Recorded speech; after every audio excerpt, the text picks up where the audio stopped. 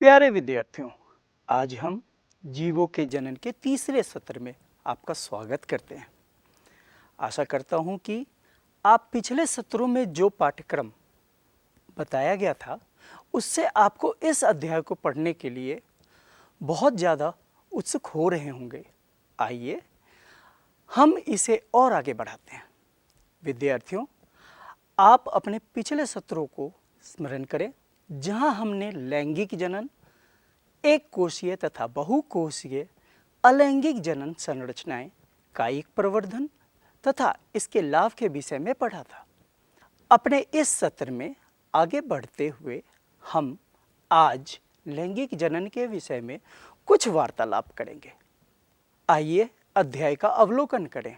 लैंगिक जनन पादप और जीव में आज के इस सत्र में निम्नलिखित अध्याय के परिणाम देखेंगे।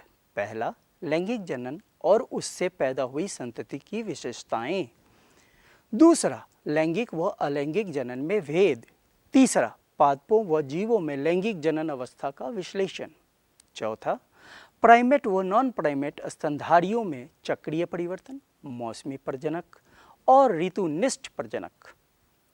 विद्यार्थियों, अगर आपको याद होगा कि हमने अपने पहले सत्र में लैंगिक जनन की विशेषताओं के साथ उसका अलैंगिक जनन से ज़्यादा जटिलता के विषय में पढ़ा था। आइए लैंगिक जनन की विशेषताओं को याद करें। पहला, युग्मक निर्माण। नर और मादा युग्मक जनन के लिए विशेष कोशिकाएं विपरीत लिंग के समान या अलग अलग व्यक्ति या जीव द्वारा निर्मित होते हैं। दूसरा, युग्मकों का संलयन। युग्मनज युग्मकों के संलयन का परिणाम होता है जो आगे चलकर एक नए जीव में विकसित होता है। क्या आप पिछली कक्षा में पादप में लैंगिक जनन का स्मरण कर पा रहे हैं? आइए इस चित्र के द्वारा आपको स्मरण कराता हूँ। हम किसी पुष्प का निरीक्षण करते हैं जो एक किसी परिपक्व पौधे का जनन अंग है।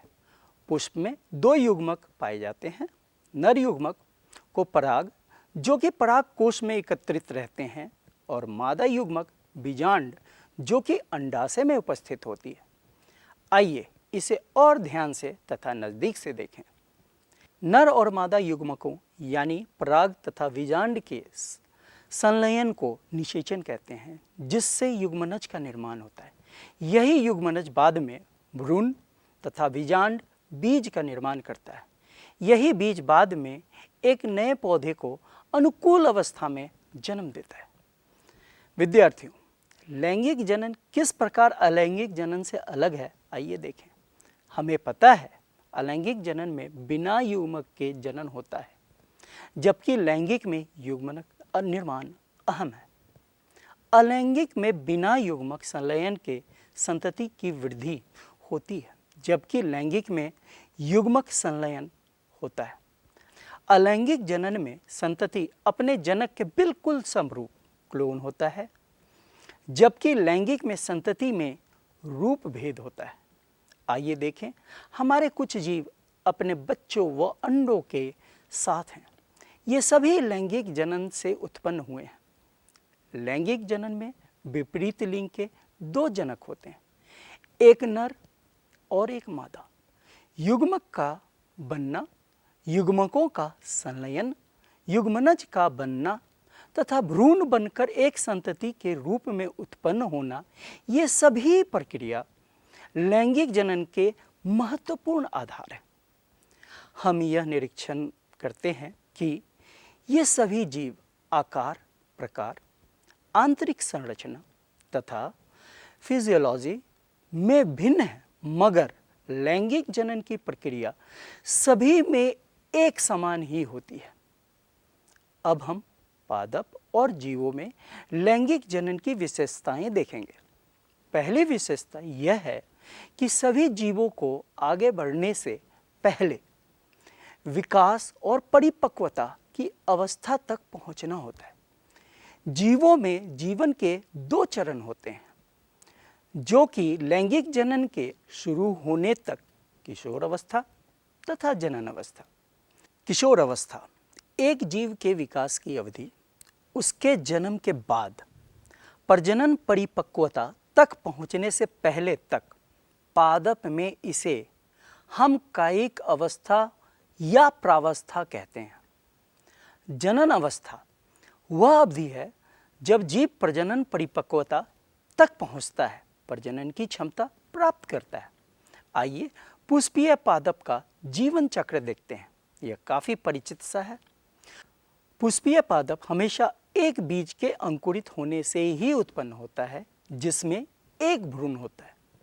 यही बीज, एक अंकुरित बीज, एक छोटा पौधा और बाद में परिपक्व पौधा, जिसमें प्रकाश संश्लेषण की क्षमता आ जाती है, में कार्यान्वित होता है। परिपक्व होने के बाद यह जनन अवस्था में आता है, जहां पुष्प विकसित होते हैं। इसी पुष्प में नर और मादा युग्मक, पराग और बीजाणु पाए जाते हैं। यही युग्मक संलयन से युग्मनज का निर्माण होता है और युग्मनज एक भ्रूण में तब्दील कर जाता है।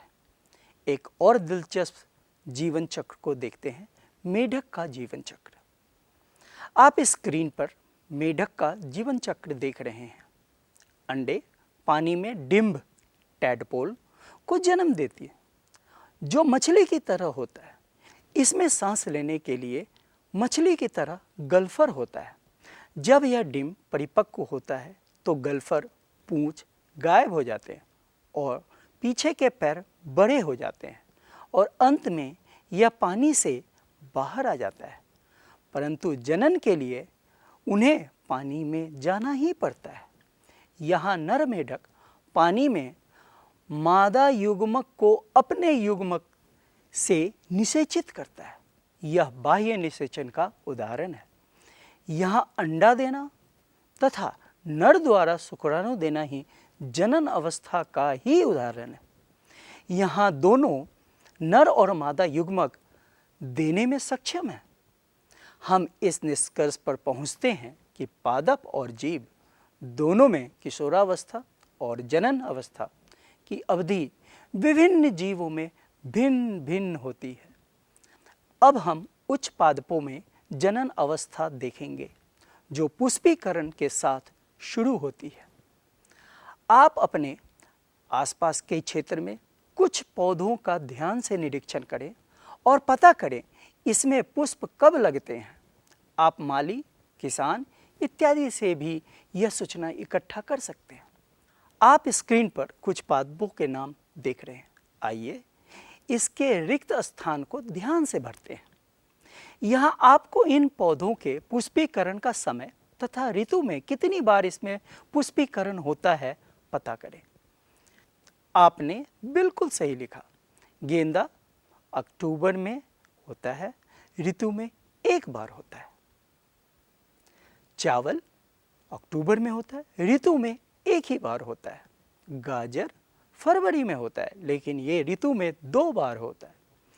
आम मार्च में होता है, ऋतु में एक ही बार होता है। हम इस निष्कर्ष पर पहुंचते हैं कि पौधों को 3 प्रकारों में बांटा जा सकता है। पुष्पीय पादप के 3 प्रकार होते हैं। पहला, वार्षिक। एक वर्ष या मौसम में बीज से फूल तक एक जीवन चक्र पूरा करते हैं। उदाहरण मक्का, गेहूं इत्यादि। दूसरा, द्विवार्षिक पौधे 2 साल या 2 मौसम में अपना जीवन चक्र पूरा करते हैं। प्रथम वर्ष में अंकुरण और दूसरे वर्ष में फूल पैदा करते हैं, जिससे प्रजनन होता है। उदाहरण गाजर व बंद गोभी। तीसरा, बहुवार्षिक पौधे 3 वर्षों से अधिक समय में अपना जीवन चक्र पूरा करते हैं। फूल भिन्न भिन्न पौधों में भिन्न भिन्न होते हैं। उदाहरण नारियल एवं आम। इस कथन के साथ हम किस परिणाम पर पहुँचे हैं? पहला, वनस्पति और प्रजनन चरणों को वार्षिक और द्विवार्षिक पौधों में अच्छी तरह से परिभाषित किया गया है। बहुवर्षीय पौधों में वनस्पति और प्रजनन चरणों में अच्छी तरह से परिभाषित नहीं किया गया। दोनों चरण 12मासी पौधों की विभिन्न प्रजातियों में भिन्न भिन्न होते हैं। विद्यार्थियों, क्या आपको पता है कुछ पौधों में पुष्पीकरण कई एक वर्षों के बाद होता है। आपने बांस का नाम सुना होगा। बांस की जाति के पादप अपने जीवन काल में सामान्यतः 50-100 वर्षों में केवल एक बार पुष्प पैदा करते हैं और बड़ी संख्या में फल पैदा करने के बाद उनकी मृत्यु हो जाती है। एक और उदाहरण मैं बताना चाहूँगा। एक अन्य पादप नीला कुरेंजी स्ट्रोबिलैंथस कुंथियाना जो 12 वर्षों में एक बार पुष्प देता है। यह तमिलनाडु, केरल और कर्नाटका में पाया जाता है। आखिरी बार यह 2018 में जुलाई से अक्टूबर तक इसमें फूल खिले थे। इस तरह के भी पौधे हमारे पृथ्वी पर पाए जाते हैं। आइए मानव में परिपक्वता में आने वाले परिवर्तनों की सूची तैयार करें। पुरुषों में परिवर्तन कुछ इस प्रकार होते हैं। चेहरे, छाती और जघन क्षेत्रों में बालों का विकास, आवाज़ में भारीपन आ जाता है, हड्डियां तथा मांसपेशियों के आकार में वृद्धि होती है और शरीर में बदलाव आता है। स्त्रियों में परिवर्तन कुछ इस प्रकार होते हैं। अंगों और जघन क्षेत्र में बालों का विकास, शारीरिक आकार में बदलाव, ऋतुस्राव का मासिक होना। क्या इस तरह के बदलाव और भी जीव में देखे जाते हैं? आइए इसको ढूंढें। गैर प्राइमेट स्तनधारी जैसे गाय, भेड़, हिरन आदि में होने वाले चक्रीय परिवर्तन मध्य या गर्मी की छोटी अवधि तक रहता है। मादाएं मध्य चक्र के दौरान अपने व्यवहार में मजबूत यौन आग्रह दिखाती हैं। उच्च प्रजनन ग्रहणशीलता के साथ गर्मी की अवधि होती है। रक्तस्राव का कोई योगदान नहीं होता। प्राइमेट स्तनधारी जैसे बंदर, मानव में होने वाले चक्रीय परिवर्तन अधिक समय तक रहता है। इसमें प्रजनन ग्रहणशीलता नहीं दिखाई देती है, कोई गर्मी की अवधि शामिल नहीं होती है, रक्तस्राव के बहने को शामिल करता है। विद्यार्थियों, यहाँ कुछ स्तनधारी हैं जो कभी कभी जनन करते हैं, जब अनुकूल परिस्थिति या मौसम में या फिर लगातार। कभी कभी जनन करने वालों को मौसमी प्रजनक कहते हैं। वे प्राकृतिक परिस्थितियों में कुछ अनुकूल मौसम के दौरान अपने प्रजनन चरण में चक्रीय परिवर्तन दिखाते हैं, जैसे बकरी, घोड़े, गाय, हिरन इत्यादि। लगातार जनन करने वालों को ऋतुनिष्ठ प्रजनक कहते हैं। वे अपने प्रजनन चरण के दौरान चक्रीय परिवर्तन दिखाते हैं, इसीलिए लगातार प्रजनन करने में सक्षम है, जैसे मानव, बंदर इत्यादि। हमने विभिन्न तरीकों के जनन चरण व पादप और जीवों में देखा, जबकि उन्हें हम लोगों ने विभिन्न प्रकारों में बांट रखा था। हम यह भी जानते हैं कि एक न एक दिन इस अवस्था का समापन होगा और जीवों और पादपों में चयापचय की प्रक्रिया धीरे धीरे खत्म हो जाएगी और जीव या पादप की मृत्यु हो जाएगी। बुढ़ापा शरीर के चयापचय को धीमा करने की अवस्था को कहते हैं और इसे सेनेसेंस भी कहा जाता है। प्रावस्था से प्रजनन अवस्था तक जीवों के संक्रमण को नियंत्रण कैसे किया जा सकता है? हार्मोन और कुछ पर्यावरणीय कारकों के बीच मेल जोल जीवों के प्रजनन के शारीरिक और व्यवहारिक संबंध दोनों पहलुओं को नियंत्रित करती है। आओ पुनरावृत्ति करें। लैंगिक जनन की विशेषताएं और अलैंगिक जनन से भेद हमने पढ़ा। वार्षिक, द्विवार्षिक और बारहमासी में वर्गीकृत करने वाले पौधे के वनस्पति और प्रजनन चरणों का वर्णन किया। चक्रीय परिवर्तनों के प्रकार, मध्य चक्र और ऋतुस्राव चक्र एवं मौसमी प्रजनक और ऋतुनिष्ठ प्रजनक के विषय में भी पढ़ा। किशोर अवस्था से प्रजनन अवस्था तक जीवों के संक्रमण का नियंत्रण करने के लिए क्या किया जाता है? विद्यार्थियों, अगले सत्र में हम लैंगिक जनन की घटनाओं के विषय में पढ़ेंगे। आशा करता हूँ आपने इस सत्र को खूब ध्यान से सुना होगा और समझा होगा। धन्यवाद।